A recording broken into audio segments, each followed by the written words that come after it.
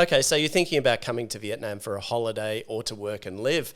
Great, you've found the right channel then, because I've been living in Vietnam for the past 15 years, all of it here in Saigon. And in this video to kick off the Year of the Snake, I've put this list together of 9 things that I love about living in Vietnam. Some of them obvious, some less so, and I'm sure there's some I've forgotten all about. Put it down to age and too much booze. Anyway, let's just get into it. I'm going to kick off the list with a bit of toilet humour to break the ice. Back during the height of the COVID pandemic, countries in the West like Australia were dealing with not only one major existential threat to their existence, but 2, with the second one arguably being more anxiety-inducing than the pandemic itself: a lack of toilet paper. In some cases, it completely disappeared off supermarket shelves after reports of dwindling supplies triggered panic buying and led to restrictions on the amount of arse wipe people could buy in one sitting. The increase in demand triggered price hikes, which in some cases meant they went up as high as 60 Aussie dollars for a box of 48 rolls. That's about $1.25 a roll, which doesn't sound like much, but if you have multiple bums to wipe multiple times a day in one household, then that shit adds up. Piles up too. So what's this got to do with Vietnam? Well, nothing much really, but here in Vietnam we also had the pandemic, in case you didn't know, which, needless to say, was crappy for us too, but we were at least spared the frenzied buying of dunny rolls because we had these bum guns. Bum guns are those ingenious inventions somewhere between a bidet and those deluxe Japanese thrones we've all fallen in love with at some time or another, featuring a hose and a gun at the end of it that sprays a jet of water up where the sun don't shine after you've dropped the kids off at the pool. I don't think I need to explain things any further, right? Anyway, bum guns are everywhere here in Vietnam. 99.9% of loos have them, even in public buildings, although misadventure tells me the public toilets in District 4 near the McDonald's, they don't have any. Anyway, that's another story for another video, but boy, once you get a feel for these things, there's no going back to the old days. And as I say, no hose, no goes. Weddings are a big deal anywhere you go around the world, and every culture has its own way of tying the knot. In Australia, where I'm from, for example, attending a wedding can take up an entire weekend. With the church ceremony in the morning, followed by the time in between at a pub somewhere, waiting for the bride and groom to get their photos done, and then the reception itself, which can go long into the evening. The result? A massive hangover the next day, and suddenly, boom, your weekend is done. But not here in Vietnam. No. Vietnamese wedding receptions are a wham, bam, thank you ma'am affair. I've waited in line at the bank longer than I've spent at weddings here, which means they take up just a few hours of your weekend, so you can get plenty of other shit done in your free time. It's even better when you're not involved in the wedding party, which means you don't have to get involved in all the formal stuff. So you can just rock up to the venue late, not at the official time on the invite. Very important to remember that. Slam down a bunch of beers, or God forbid, Dalat Red.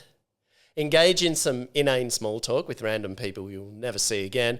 Comment on how good the food is. Duck for cover during the cake cutting and indoor fireworks display. Then get the hell out of there and hit the beach for the rest of the weekend. And that's why weddings make this list. They require very little effort on your behalf. All that's required from you is to turn up, keep up with the drinking games on your table, and slip out as soon as you see the others leaving. Yeah, that's it in a soggy peanut shell, really. Oh, but there are a few things to remember if you do actually get invited to a Vietnamese wedding. So here goes. Never, ever turn up early. Be sure to arrive 30 minutes to an hour after the time stated on the invite.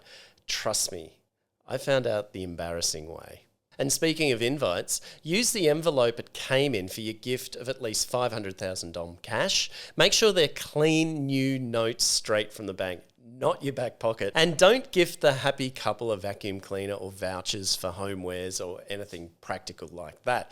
It's all about the cash, because someday, who knows, you may want to invite them to your wedding and have them return the favour when things are a bit tight. Lastly, this one's for the gents. You can wear whatever you damn well like to a Vietnamese wedding party. No one will say anything, much less care, and in any case, you'll always look way more stylish than the drunk uncle from the province dancing up on stage.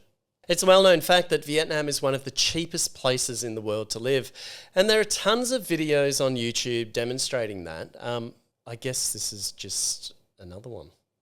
Let's take food, for example. You can get away with spending around 50 to 70,000 dong per meal here when eating out. That's 50K, say, for a decent bowl of noodles washed down with a drink for, say, 10, maybe 20,000 dong if you splurge. Now, I live here, so I'm not interested in eating out every day of the week. It just wouldn't be healthy for me, even though Vietnamese food is pretty healthy if you choose the right dishes and the right places. So my wife and I usually go to the local market once a week. That's like a fresh produce market, or what's commonly known as a wet market. Now, I know that sounds a bit gross, doesn't it? But it's wet for different reasons. Anyway, we also make a trip to the supermarket at least once a week to pick up things that are either better quality than what's available at a wet market, or just simply not available at wet markets, like toilet paper, for example, if I used it. Wet markets are incredibly cheap, and you can find good quality seafood there at prices that will blow your mind, like a whole fish for $1 or a bag of clams like you'd get in a bowl of clam soup somewhere for less than $1. Hell, you can even buy a live chook if you wanna, which is actually a bit more than $1. But still, these markets are outrageously cheap, and for the most part, the quality is good. I mean, I'm still kicking, aren't I? Then there's rent. I've mentioned before on this channel how much we pay. Now, our apartment is 84 square metres with 2 bedrooms and 2 bathrooms in a modern apartment complex just 5 kilometres or so from the centre of town, for which we pay $600 a month. For local standards, that's still quite high, but in the scheme of things, I'd say it's pretty mid-range for renting a modern apartment in Ho Chi Minh City these days. Then there's the cost of utilities like electricity, water, and management fees, which, depending on usage, can cost us around $40 a month for electricity and $20 a month for water, while management fees are somewhere in between. And hear this if you're not sure about putting the house on the market and booking your one-way ticket to Vietnam. Our internet bill is around $20 a month, while my phone bill is generally around $5 a month. I've never calculated how much we spend on food per month. Perhaps that explains why I'm broke.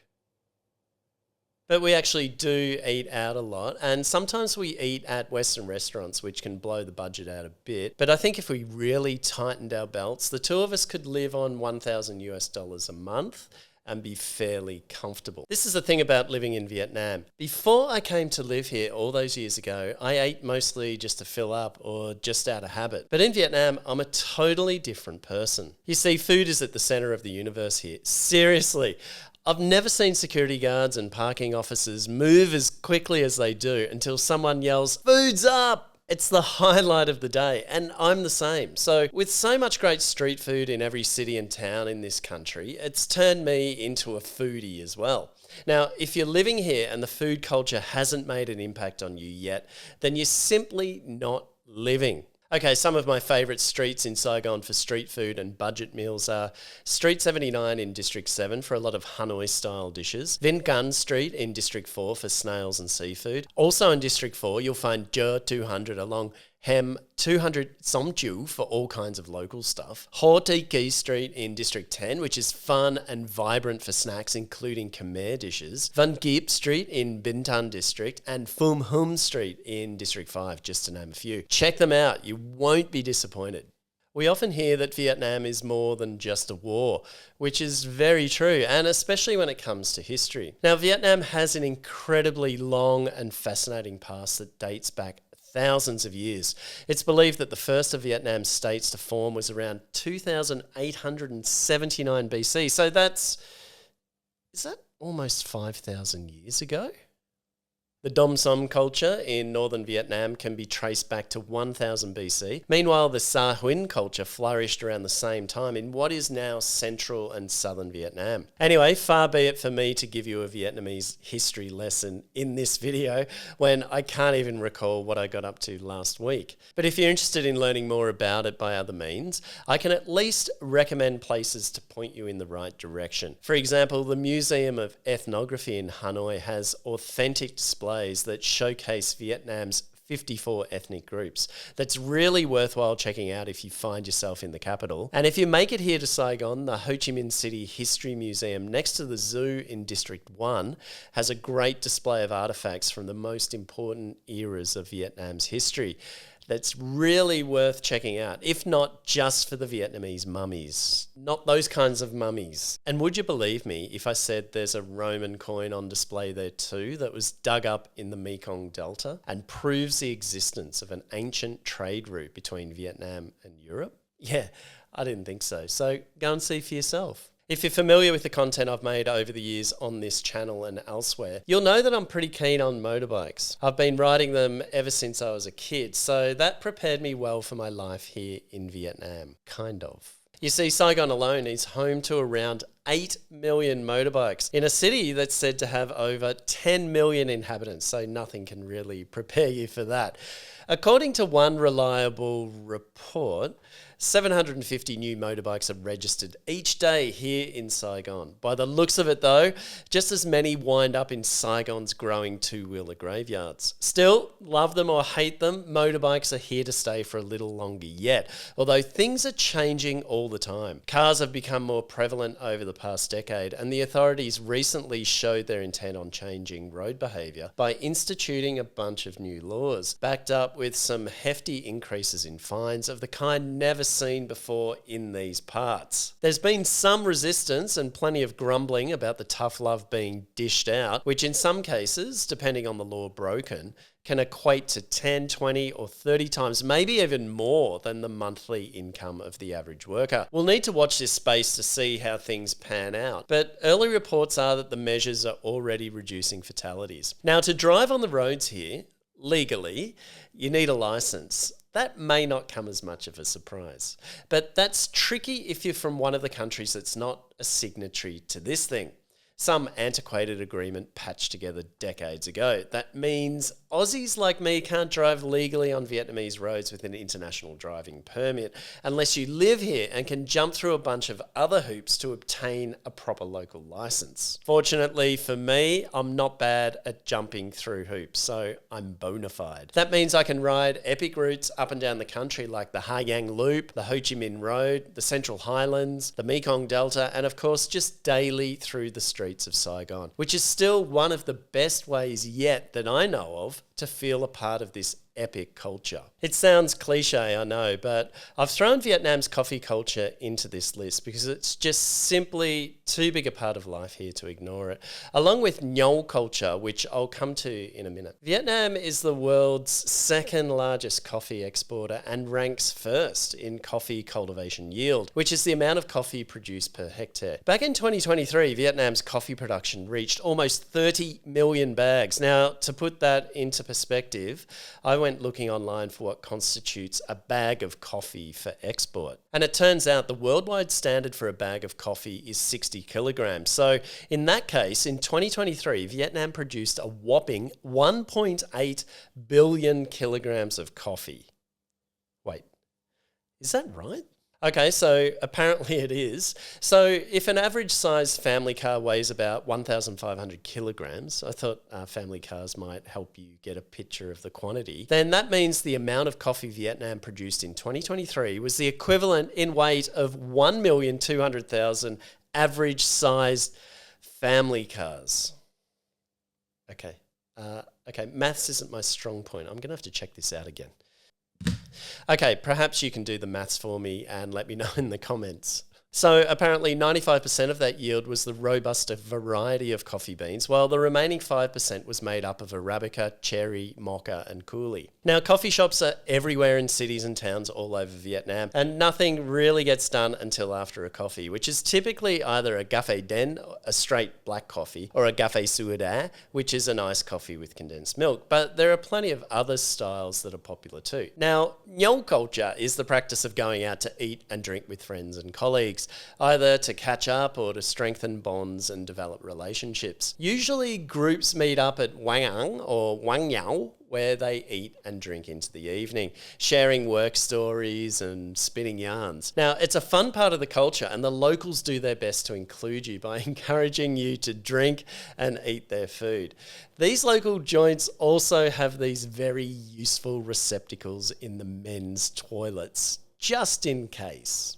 I know some of you will scoff at this one because, let's face it, Vietnam doesn't come to mind when we think of great customer service. And a quick online search backs this up, with plenty of examples of poor customer service on sites like TripAdvisor, where disgruntled tourists take to the platform to complain and warn others about their experiences. And then there are the scams, from the shoeshine lads who roam the streets around Ben Thanh Market in Ho Chi Minh City, leaving tourist shoes in worse condition than when they were handed over for shining, to the coconut salad dude who you often see working the perimeter of the Reunification Palace, ripping off clueless tourists with his inflated prices for coconuts that you can buy for just like 10,000 dong in the outer districts. There are even warnings posted for tourists warning them about him. Then there are the bars on Bui Vien Street in the backpacker area selling fake booze, Ciclo and Saigon drivers literally taking people for a ride at inflated prices,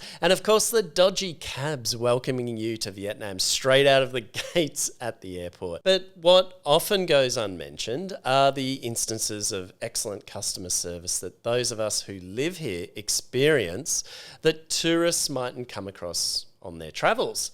Things that we'd most likely never get back in our home countries either, like parking, for example. We can still drive up to a restaurant or cafe and park pretty much out front, leave the motorbike there, and a parking attendant will look after it for you. In some cases, they will park it elsewhere for you, then go and retrieve it when you're ready to leave. And sometimes this service is free. Gas bottle delivery is another one.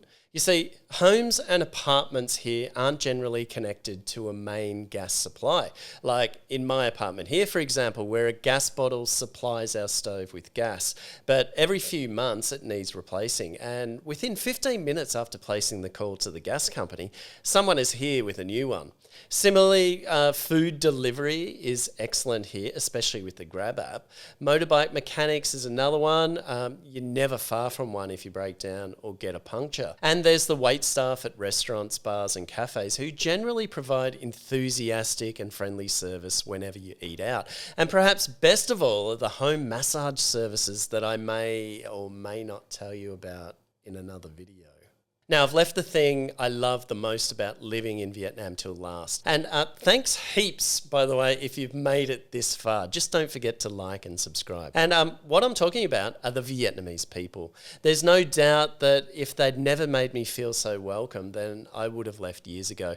And all of the things I've already mentioned in this list wouldn't have kept me here if I didn't love the people. And I'm not just sucking up to the Vietnamese people by saying this either. They're genuinely welcoming and hospitable. And I always find them willing to help me out when I ask for help. Another thing that I've noticed over the years is that Vietnamese people are pragmatic, meaning they'll try to get things done the most practical and often cheapest, it's reasonable, way possible. But it also means they don't really harbour any grudges, at least in my experience. They won't let things like that get in the way of getting a job done to make ends meet.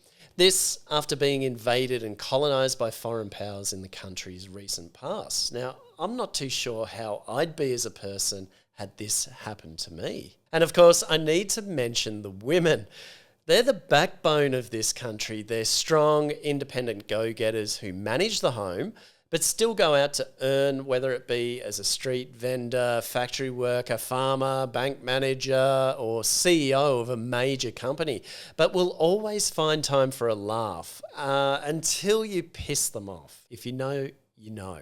In fact, I came across a Vietnamese saying the other day that kind of sums up the women of this country, I think. And it basically translates to, if the enemy comes to the house, even the women will fight back. Respect, ladies. So look out, guys. Be nice to them. Okay, that's it for this one. Thanks for watching. Make sure you leave your comments and questions below and I'll get back to you. I hope you enjoyed it. I'll see you in the next one.